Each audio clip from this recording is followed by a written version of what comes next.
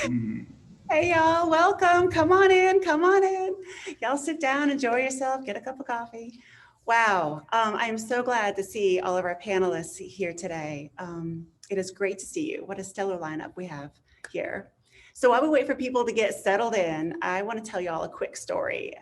I met Abe Minkara when he was the managing director with Cuban companies, and we talked over ice cream. Yes, ice cream, not coffee, which just tells you what a down-to-earth, laid-back guy he is. I shared what was happening in our Baton Rouge entrepreneur community as I'm licking my ice cream cone and my vision for what was possible. And Abe and I stayed in touch, and I'm honored that he's joining us today. He's moved on to found a multi-family office where he is the chief investment officer. And today we're going to hold a roundtable session with three of Louisiana's brightest entrepreneurs about their company's current growth trajectories, the challenges and opportunities they're facing as they scale, while sharing the wisdom earned from years of experience. This lively discussion will focus on sales and business development strategies, but as with any BREW 10 session, new ideas and fresh perspectives are bound to come forth.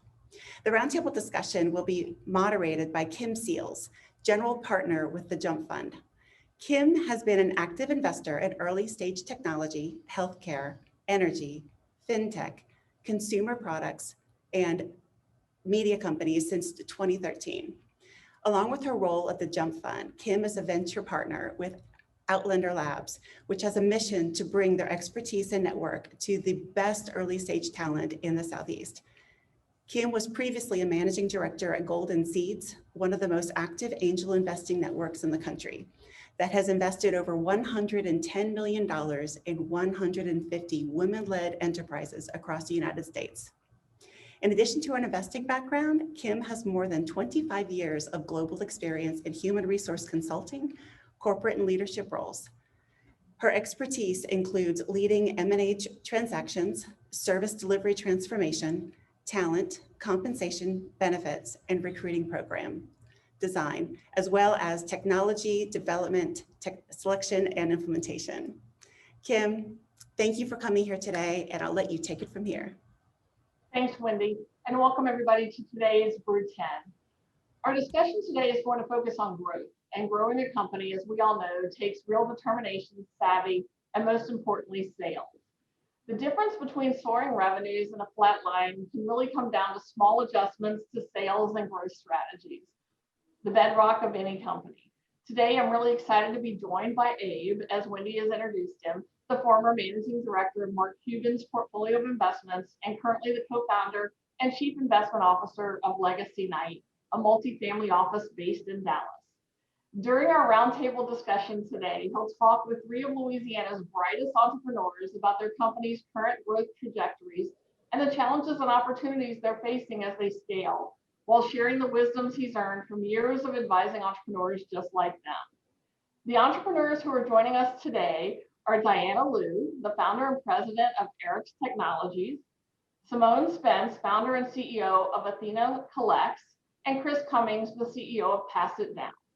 I'm going to turn it over to them shortly to introduce themselves more in depth and give their bios, but I do want to give you a couple of quick housekeeping items. We are going to engage in a bit of a conversation with them for about 30 minutes, but I do want you to use the chat function to give me your questions, because at the end of that 30 minutes, I'm going to pause and pick up your questions from the chat function to ask our panelists. So please remember to keep that discussion in the chat respectful, and I will allow an opportunity for you to get engaged later on. But for now, what I'd like to do is turn it over to Chris, Dianna, and Simone and ask them to please introduce themselves in more detail and tell you a little bit more about their backgrounds. So Dianna, I'll kick it off with you first and ask you to tell everybody a bit more about yourself. Thank you, Kim.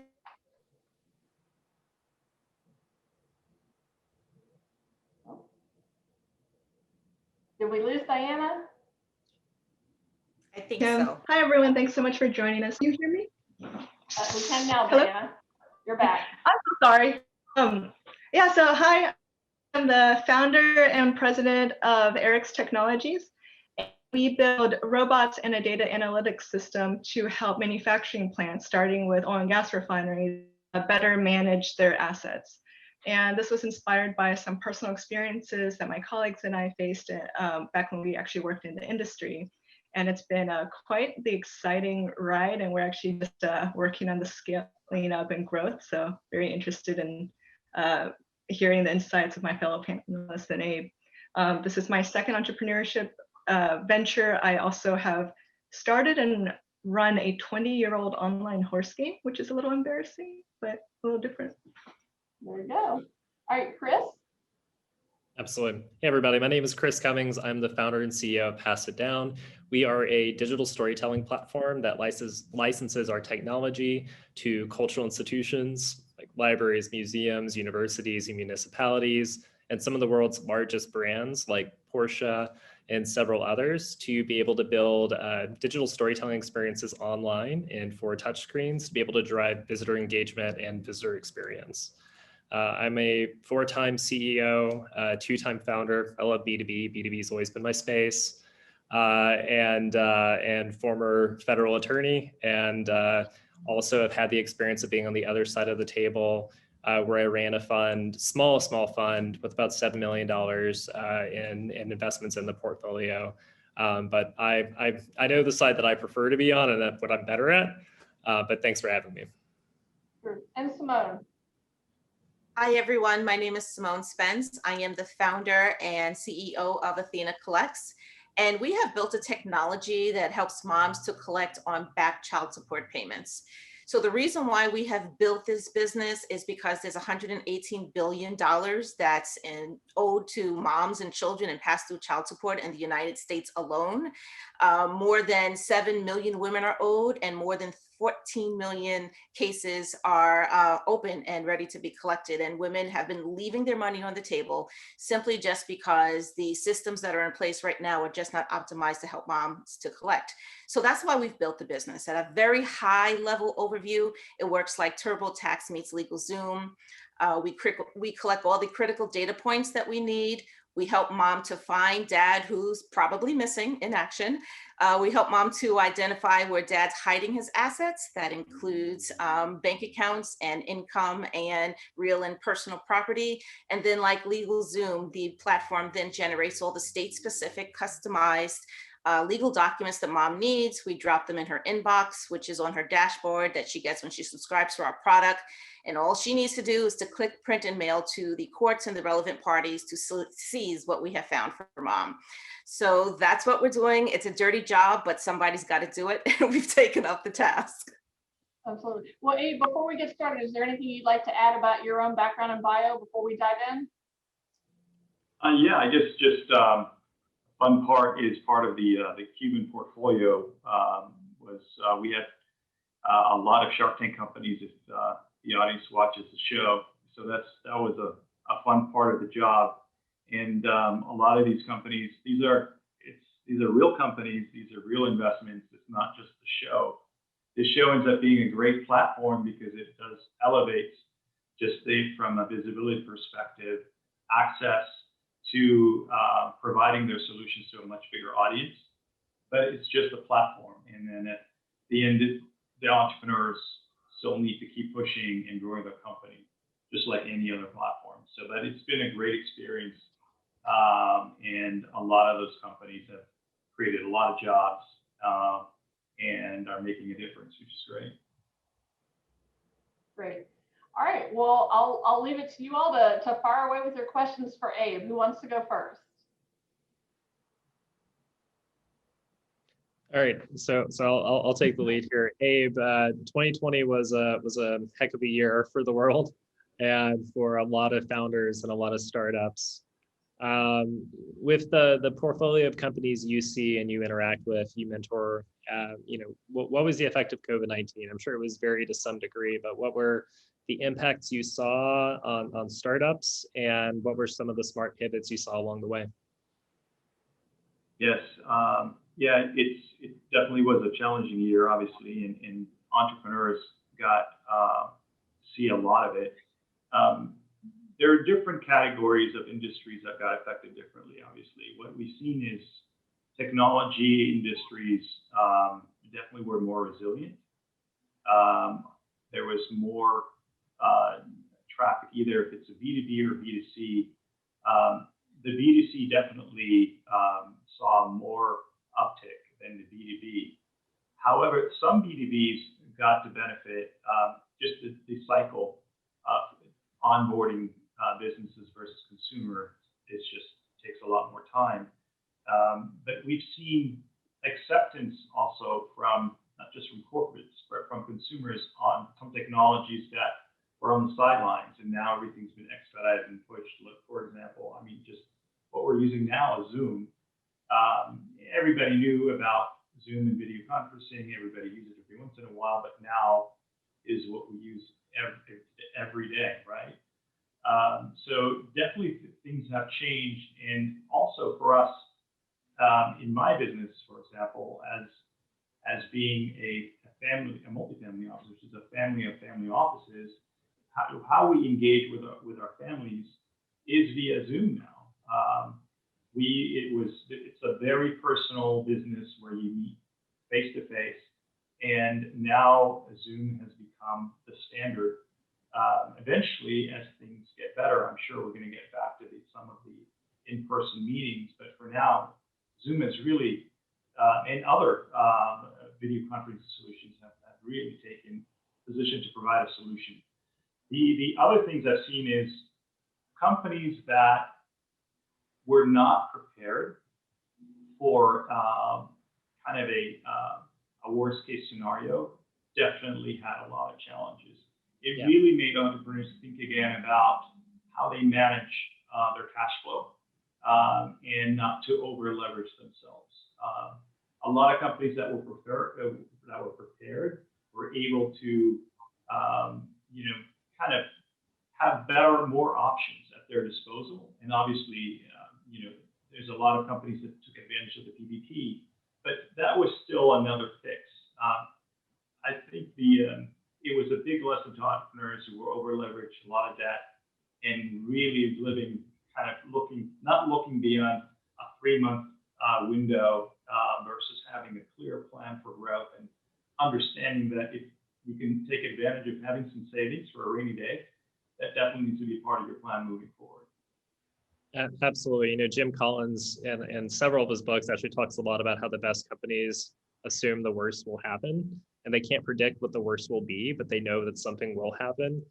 And Southwest has like a long history, for example, of sitting on a lot of cash for this reason, because when something happens, you need to be able to get through those rainy days.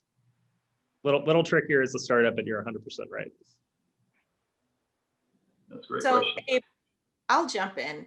So Athena Collects, I think, was a little bit on the lucky side because we happen to be in a B2C space where the pain points are so high that our customers are looking actively for a solution. And we have not seen any downtick in our growth. In fact, we've seen the opposite, where moms more than ever are looking for their cash. They want their cash and they want it today. But that being the case, this obviously is a highly unusual time that we're all living in, very significant times. What methods do you think that you might be able to suggest to a company that's either in early startup phase or growth phase, like where we are right now, aside from, strapping yourself to a rocket and, flying off into growth? What practical tips do you have for companies to keep revenue moving in these really weird times? Anything? Yes, I mean, congratulations on all the growth that you've had and the solution you're providing in value. So keep moving on the growth perspective from a client side. I think one thing to really right now, since you have kind of the cash flow and the growth and your income statement is looking much better, start looking at other financial levers that will help your business. For example, have a conversation with your bank and start shopping around. This is a great time to look at, review your line of credit options. look at other, if you currently have, or if you currently have debt on your balance sheet, this is a great opportunity to refinance it. Great time to, even though maybe you're not looking for investors, this is a great time to start initiating those conversations because you have a great story and this is a great time to really tell the story and show how your business has been able to overcome a challenging time and actually do better. And you have the numbers to show. So I think a lot of the things you got to do now is take advantage of solidifying or having at your disposal more options or financial levers that you can pull for kind of the next phase, growth phase that will be coming. Soon you're going to keep going up on that trajectory. Does that make sense? It does. Yep. Thank you. And speaking of options, I was wondering if I could also ask on, once you're hitting this growth stage, you mentioned you have options financially, but you also have options within your company. Do you spend most of your resources, whether it's personnel, financial, time, on pure growth, or do you also channel part of that back into improving the product and new R&D? What have you seen companies really focus on, and what are some of the pitfalls that go with their decisions that we should be aware of? That is such a great question. It is so tough. And I mean, that's what really makes you a great entrepreneur, is the ability to balance, because there is no right way to go through that phase. You have to manage it all. And then you really keep prioritizing what the business needs today, and then what are the priorities moving forward. This is definitely a time where you have to start using your team and kind of leveraging their strength to start helping you and take some ownership. This is the only way, is you have to start working as a more collaborative team. Everybody needs to understand their role, because to your point, those roles are evolving. And now that you're at a different point, roles might change and evolve differently based on the business. And so you also need to figure out where your priorities are as a CEO and how your team is going to fill in the gaps. And then once you overcome that stage, there's another readjustment. But that doesn't always happen. We talk a lot about that at an early stage. You look at the corporate Fortune 500s, they're always having reorgs almost every month. So it's just the nature of how companies evolve. And it's a tough balance, but you got to figure it out. I think one thing that I would advise is, if you don't have a strong advisory board, start putting one together. This is a great time to tap into their expertise and help them provide kind of a different perspective on the situation, because they know your business. They're just looking at it from the outside, and they could be a valuable resource for you at this time. That makes sense. Thank you.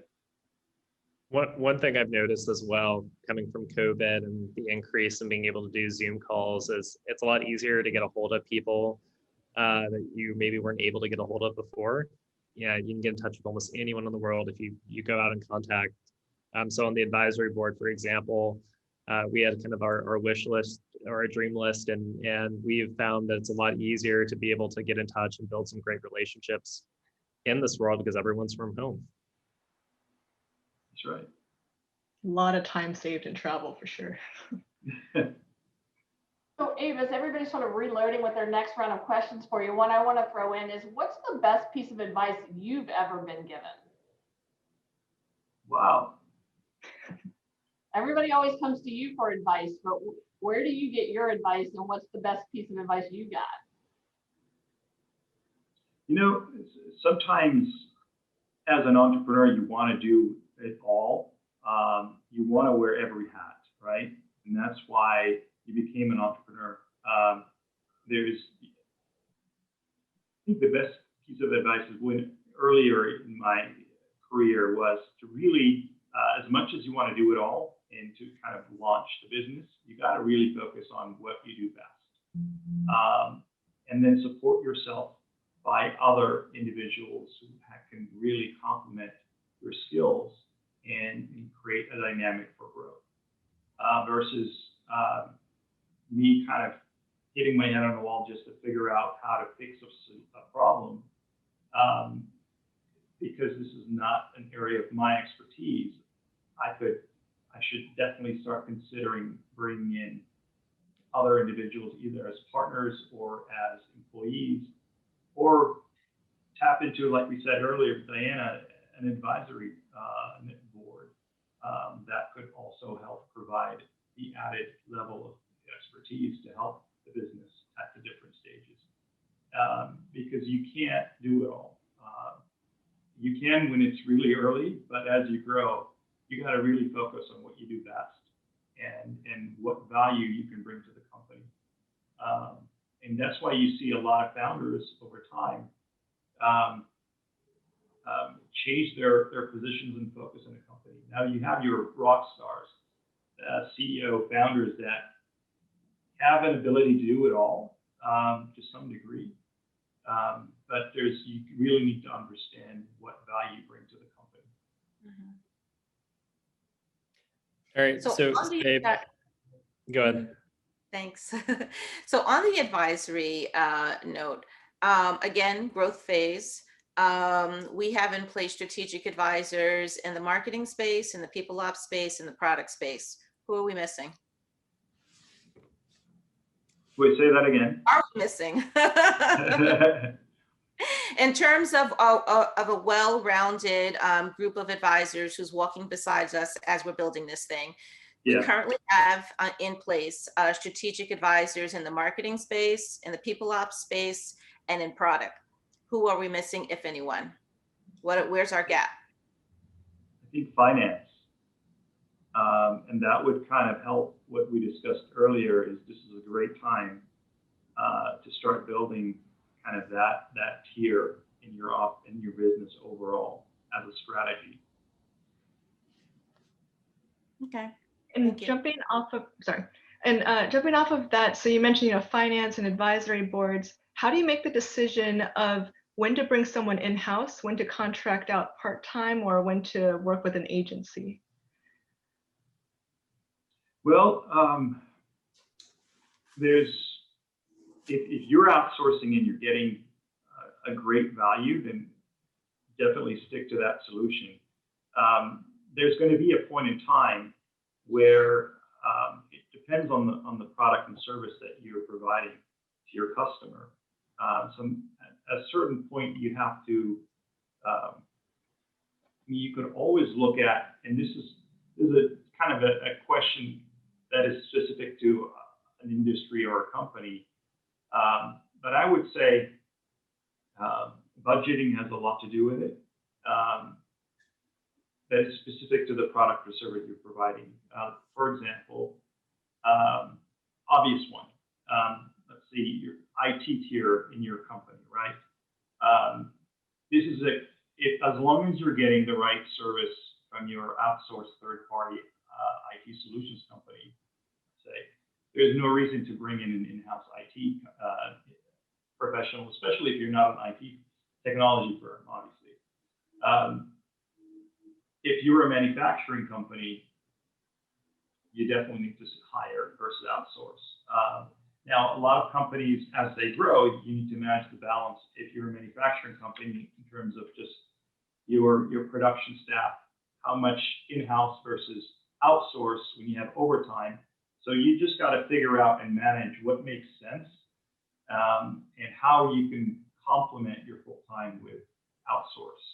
So at a high level, to answer your question, based on the business, you got to define how much of your business makes sense to have hired employees versus contractors, and then how you could leverage the contractors in certain situations to complement your current employee base, because it's a less expensive solution. But for some businesses it works, for some it doesn't. Makes sense. Abe, when it comes to common mistakes you see founders make, I've got a two-pronged question. I've heard this question asked a lot in regards to like your early stage founders of I have an idea and where do they make mistakes? So I'm curious, what is the most common mistake you see there? But for purposes of today's talk on growth, what's the most common mistake you see at the growth stage? I think it's communication with all the involved stakeholders in the business.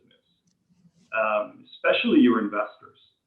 So I think one of the mistakes I've seen is entrepreneurs that don't consistently update their investors and stakeholders on where their business is at. Now, as a growing business, you are doing so many things that you don't want to do one monthly report because it does take a lot of time. You need to schedule it and make the time to make it work because one, it does add value.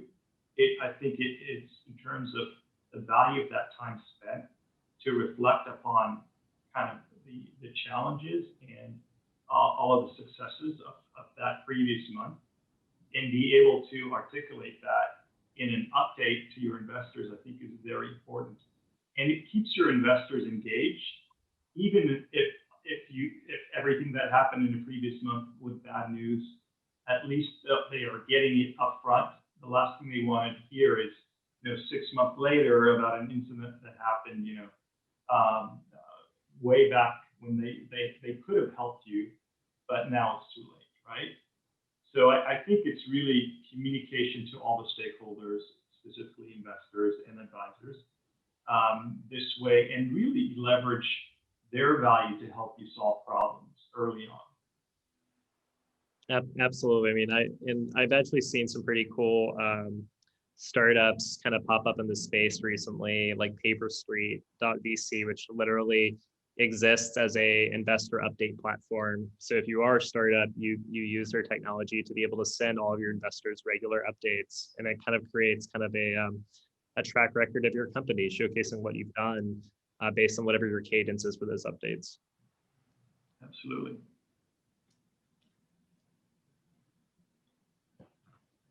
All right, let's do one more from you all, and then we've got a couple of questions that have come in on the chat. So one last. So I guess also, sorry, Doug. Yeah, so going along with the investor updates, do you have any recommendations for how often you should also engage them outside of updates? You hear about companies that might forget to update, their investors except for every quarterly board meeting, but then others might call them every other day for help. And supposedly, there's some happy medium, and obviously it depends on the company and the investor, but what have you seen works as a good cadence, and how often should you kind of ask them for help before you become annoying? Yeah, it's, some investors want as many updates as you have. So you definitely have to ask that question and understand what the expectation is from the investor. At a minimum, quarterly updates for sure. Preferably, especially at an earlier stage, to do the monthly updates. And then if it's a more recent investor, I think it would be a good idea to provide, especially if you're an earlier stage, weekly updates as well. But it's all about expectation. In terms of format, I get that question a lot. It really, there is no correct format. It's just breaking down the essentials of the business and making sure you're also communicating a lot of the challenging stuff as well. It shouldn't all be good news all the time. You really need to communicate what are the challenges and how they can help you. It's another important thing to add is these are the different things we need help with, and let us know if you have anyone in your network or you can help us with a specific problem. All right, so moving over to the audience chat, Abe, one of the first questions for you, did you ever have any experience with managing fintech startups, particularly automatic stock and crypto asset trading? If so, what's some advice you can give entrepreneurs in that space? and/or the fintech space in general? I don't have experience in running a business in that sector. Fintech in general, I think, is getting a lot of momentum right now. And it's definitely after COVID, it's getting a lot more appetite from the investors community. So I think it's if you have that expertise and you're getting into that business, I think it's definitely going to be well received from all these stakeholders in that business. So as long as you have a solution that either it's hard right now. If you find something that is disruptive, go for it. I think if you find something that complements the existing solutions that are out there, definitely go for it. So I think it's a great space and it's getting a lot of momentum right now. So that's all I have. Okay. Next question is one that is near and dear to the Jump Fund's heart, which is what advice do you have for minority female entrepreneurs in terms of how they can break through the funding gap and get more of their share of the money out there to start up their companies? Great question. I've been seeing, I think it's great because the investor community right now is I'm seeing a lot of support across the board for all minority entrepreneurs and specifically female entrepreneurs. So there are a lot of investors, there's a lot of platforms, accelerator platforms, angel networks that have a priority to support minority entrepreneurs. So first thing I would do is definitely search locally in your community and find out who are the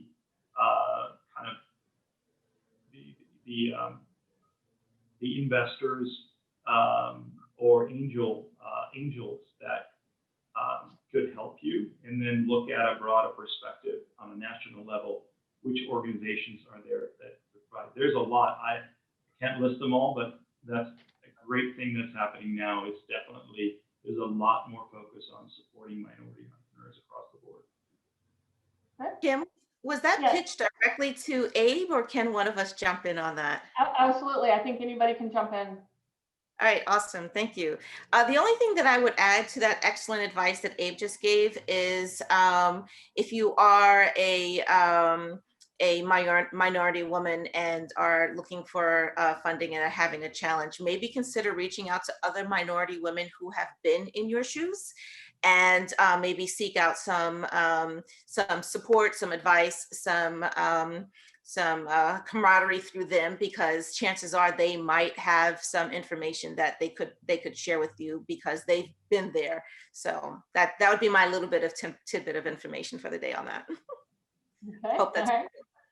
Great. All right, terrific. Well, as we wait for more questions to come in, Chris, Dianna, Simone, any other questions that you have for Abe? I have one. I always like to ask people what their superpower is. We all have gifts and we all have challenges that we deal with every single day, but I think that everyone has one thing that they do really, really well. And I would love to know what your superpower is in the startup space. I'm a good listener and a good relator.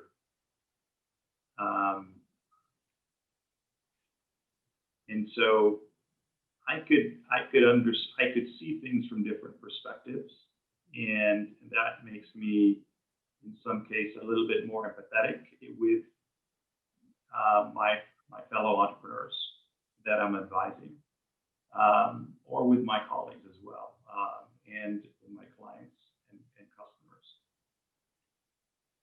Thank you. Right. So a couple more questions have come in. Let's see. This one's for Abe. How important is corporate social responsibility to an investor like Mark Cuban? Wait, repeat that question again. How important is corporate social responsibility to an investor like Mark Cuban? I think it's not just Mark. I think a lot of high-profile investors right now are putting more focus on CSR in general across the board. And because, I mean, that is just a general category that involves a lot of new initiatives for emerging businesses that I think it's every business moving forward is going to be CSR. I think if you fast forward 5 years from now, I think a lot of startups are going to be by default have a CSR strategy. We're just moving in that direction. So I think it's definitely important to have that as part of your mission, especially if that's your focus. But even if it's not, consider CSR as part of your organization. And it could be anything from, social responsibility to something that's more environmental. As long as there's an element in your business to some degree, it's becoming kind of the default status now. Okay. So I want to go back to the panelists. We have a request to hear what the superpowers are of each of our panelists. So I think, Abe, you've already answered that. So we'll ask Chris, Dianna, and Simone for your superpowers. Well, since I asked the question, I'll let one of them go first, and then I'll. All right. All right, Dianna, you're this direction for me, so you're up. I need a second. I'm sorry. So thinking on my feet is not one of that, apparently.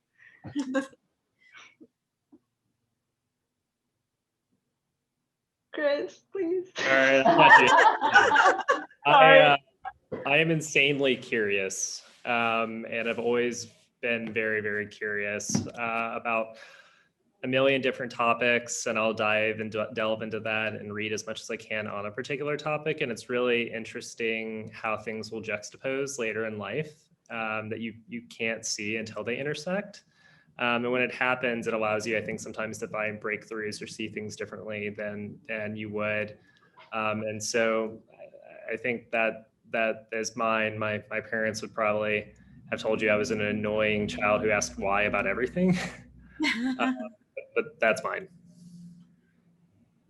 I think for me, if I had to come up with one, and this kind of goes to an earlier question that Abe and Simone addressed about, raising as a minority female. Don't be afraid to kind of go against the grain. And that's been something, so maybe to kind of color it a little, I grew up in more of a rural Texas environment where I was one of very few Asians where I grew up. So you just kind of get used to being different. But then if you kind of cherish that, I feel like that makes you a better entrepreneur in a way. You're not afraid to take risks. You're not afraid to do things just because, the environment, the culture tells you not to. So that's actually been something that I think has been a blessing in disguise. And for entrepreneurs, not just female, not just minority, I would say, push yourself to do that because you never know what will come out of it. And it's kind of fun once you get used to it. I love that, Dianna. Yeah. Mine, I think, is that I have really, really super strong intuition. So I can read a situation, I can read a person. I don't just listen to what a person says. I listen to the cadence, I listen to the tone. I can read the body affect. And usually when I totally pay attention to it, I'm rarely wrong about a situation when it really hits me. So I have learned how to harness that, and it's been extremely beneficial in business. It has helped me to grow my team with a really strong culture. It has helped me when I was testing and talking to customers before product was built, while product was being built, talking to them about their pain points and what would make it better for them. So it all just comes together in very unique ways. And so, some people might also consider it to be a bullshit barometer. So it all works out in really wonderful ways. My intuition is really, really strong. I read very well. And Kim, we got to know your superpower. My superpower. let's see. You know, I'm going to go with listening. You know, I think, and it's one I've developed over time, and certainly I think has helped me be a better investor as well. You know, really listening to understand as opposed to listening to respond, Right. if that makes any sense, right? You know, because I think over the years, I've really wanted to listen more, to understand more the journey that you all as entrepreneurs are on, why you've started the companies you've started, what problems you're trying to solve. So I think it's listening. Yeah. That's really All right. interesting that both you and Abe said listening. Mhm. Yeah. Yeah. Well, I think it's probably one of the biggest skills that helps us as investors too, right? Yeah. Yeah. Is that something that you cultivated, or do you think you brought that into your investment track? I think I've had to develop it over the years. I think personally, I mean, I don't think I've always been as good of a listener as I try to be now. I don't know. What do you think, Abe? I agree. Yeah. I think I had a little bit of that, but I definitely had to develop it over time even more. Can I ask a follow-up to both Kim and Abe based on that? So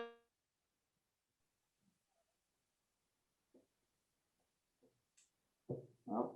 All right, so I'm going to imagine what she was going to ask. So no, we'll while we wait for Diana to return. I mean, y'all probably listen to a lot of. Am I back? I'm sorry. I'm way in the country in Louisiana. My signal's not. We heard. I bet you listen to a lot of pitches. That's what I. Okay, sorry. I bet y'all listen to. So on the flip side of the question, what's the one pet peeve of y'all that you see entrepreneurs do over and over when they talk to investors? Ooh, that's a good one. It's a good one. Oh, I know what mine is. Mine is that Go for it. the entrepreneurs just open their mouths and just vomit out every little fact they've ever had about their company in those 5 minutes, as if I'm going to retain it. And it's so and it's you know, it's both endearing and frustrating at the same time, because I'll never remember it all. And I just want to say, relax. Just tell me what I need to know for this particular pitch at this particular moment, right? But yeah, it can be a little frustrating to try to take it all in, as opposed to you know, the entrepreneurs who come in and you know that they really have taken the time to think through their pitch and what they should be talking about. And so that's mine. I don't know, Abe, what yours is. Kind of a little bit different. I think it's more, you really know your audience. If you're an investor that only invests at a Series A or B, and you have a startup and it's just an idea, not a good idea to set up a meeting with that investor. So just in general, really know your audience if you're an entrepreneur. And then, because then you have to refine your pitch. And in some cases, don't make it a pitch if it's too early, right? Build a relationship, and then eventually over time, when you get to that stage, you have that connection, and then you pitch. But pitching too early sometimes you could miss out on some opportunities in the future. All right, well, I see Wendy's popped back on, so that must mean our time is short here. So thank you all, Abe, Diana, Simone, and Chris. Thank you for an engaging 45 minutes. It went by super fast, Wendy. I know. I could have listened to y'all for another hour. That was great. It was great. Chris knows that one of my superpowers is to see typos. She's remarkably good at it. Wendy is my friendly red pen. I was like, did you know that there's this little problem? Yeah. Anyway, thank you all so much for joining, and to our attendees for your fantastic questions. So we are going to wrap up this panel, and our next session is Savitra Wilson. She will be giving a masterclass on building $1 million business with or without capital. She'll be discussing fundraising strategies and everything else that you need to know to build a $1 million business. So to head over there, you'll exit this session, go back to the agenda, and you will find her link and click either register or join. So we will see you there. Bye, guys. Thanks, everyone. Thanks, everyone.